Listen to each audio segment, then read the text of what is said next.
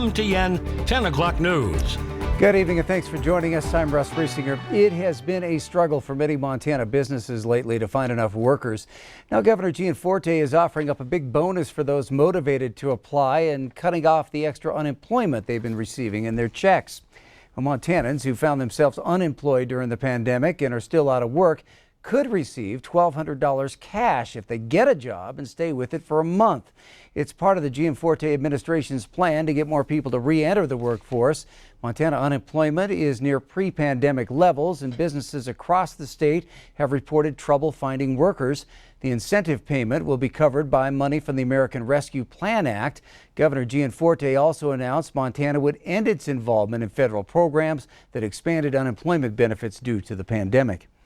Speaking with small business owners, there's nothing more important than filling these open positions. So we've allocated a portion, about $15 million of this $2.7 billion, specifically to help people get back to work.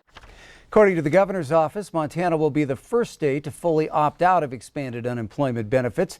Here's what to expect when the program ends on June 27th. Claimants who exhausted traditional benefits but had continued to receive them through the federal program will no longer be eligible for unemployment insurance payments. Montana will no longer issue supplemental $300 weekly payments, and federal pandemic benefits will no longer be available to self-employed, underemployed, independent contractors and individuals who've been unable to work due to health or COVID-19 reasons. More money is coming to millions of people in the U.S. who claimed unemployment last year and already filed their 2020 taxes.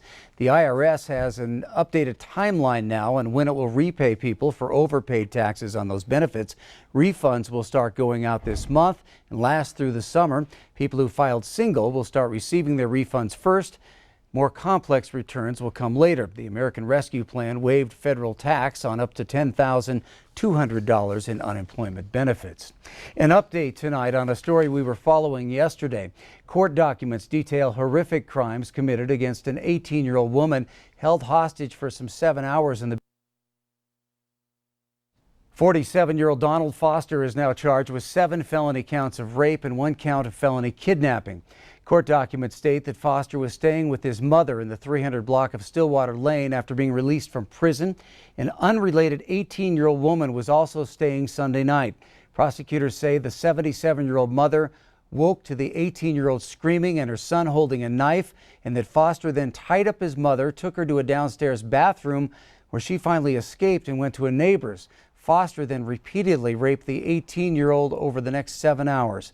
Court documents state the victim was finally able to then convince Foster to surrender, telling him that prison would be better than suicide. Well, a $20,000 reward's being offered in what the Park County, Wyoming sheriff calls the largest theft in his 30 years in office. More than 90 firearms and more than $200,000 in cash were stolen from a residence about 30 miles southwest of Cody. Other valuable items were also taken. That crime took place in late January or early February. Anyone with information is asked to call the Park County Sheriff's Office at 307-527-8700. That reward is valid until July 1st. Well, the first full week of May marks a week of recognition for corrections officers across the nation. These men and women work around the clock to ensure the safety of inmates and the community. Q2's Mitch Legge caught up with 3 local correctional officers to see what it takes to do the job. Across the nation this week, corrections officers are being recognized for the invaluable service that they provide to the American justice system. I spoke with 3 Yellowstone County detention officers on Tuesday who said that the week of recognition is very welcome to the department that often flies under the radar. It feels good because sometimes we are left out because we are a part of law enforcement, and the ones that get recognized the most are out on the streets, which they do an amazing job also. But we do a lot. Every day and night, 3 shifts made up of 15 officers help to run the detention facility that houses 500 inmates on an average day. Correctional officers are responsible for performing regular safety checks, providing meals, booking new inmates, and preparing others for transportation and court appearances. It's a stressful job where you can't hold a grudge. You don't hold a grudge against people. Everyone's human here, and we all make mistakes. People are going to say things that can be hurtful sometimes, or you just don't let it really get under your skin. You just kind of leave it at the door. Like all other aspects of life, many changes were made to the detention facility in 2020 in response to the COVID-19 pandemic. The virus infected both staff and inmates over the course of the year. Officer O'Fallon has been in corrections in Montana for 5 years. He said the process of quarantining new inmates for 10 days really slowed down the movement of inmates from one facility to another. Typically we get guys that come in, they'll get sentenced, they move on to the Department of Corrections. They weren't able to do that. There was no movement throughout the COVID. And that really plugged up the system in general. Now, the facility has mostly returned to normal regarding COVID-19. In all, Crenshaw said the corrections officer job is tough, but rewarding for those who wish to take the responsibility. I love it. We're all kind of a family here, so it's a really good place to work. It's really exciting. Every day is different for the most part, and I think it's a great opportunity. In Billings, Mitch Laggy, MTN News. Thanks, Mitch. National Corrections Officer Week was started in 1984 with a proclamation signed by President Ronald Reagan. Reagan wrote that no group of Americans has a more difficult or less publicly visible job.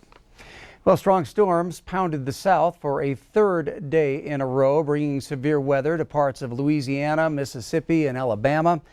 Overnight, Texas got hammered with heavy rain, hail, and several tornadoes. At least one of them was an EF2 with 120-mile-per-hour winds.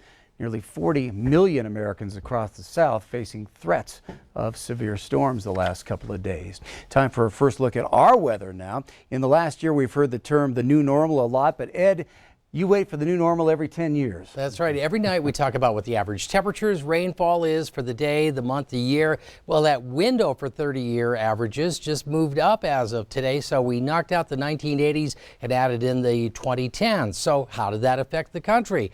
Not surprisingly, you see a lot more red on the temperature map showing warmer temperatures, but watch areas of eastern Montana into the high plains. There was actually some areas across eastern Montana into the Dakotas where temperatures were a little bit cooler when we add that new 10 years in, and this might be a bigger surprise where we have more moisture across eastern Montana based on that average.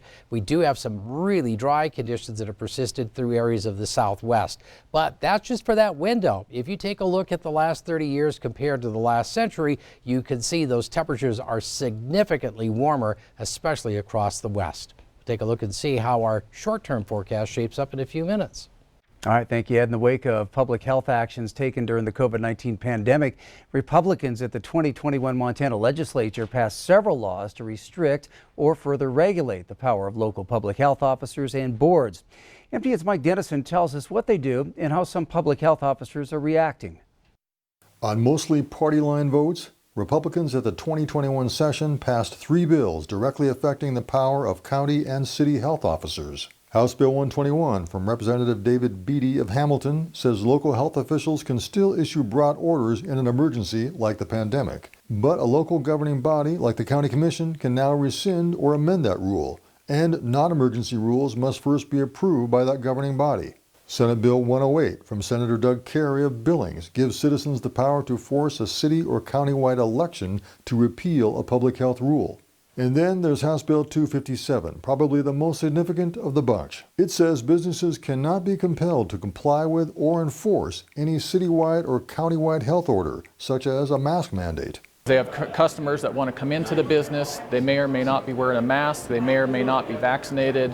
And it's not the duty of the business to turn away those people. That's the bill's sponsor, Belgrade Republican Jedediah Hinkle. He says businesses themselves can still choose to enforce health rules, such as masks. But Lewis and Clark County Health Officer Drendon Neiman says even if businesses want to require it, under 257, they can't call police and ask to have violators ticketed for trespass. Neiman and another local health officer, Matt Kelly in Bozeman, say the new laws simply undercut the authority of public health officers and boards. It gives us the responsibility to protect the public, but it takes away our tools to do the job.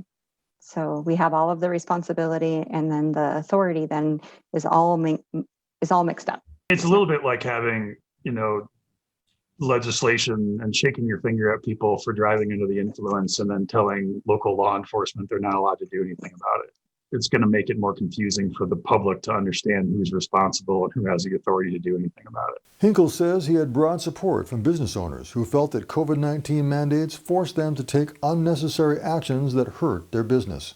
Businesses are not going to want to operate in Montana if they're forced at any whim of an unelected health board to turn their customers away.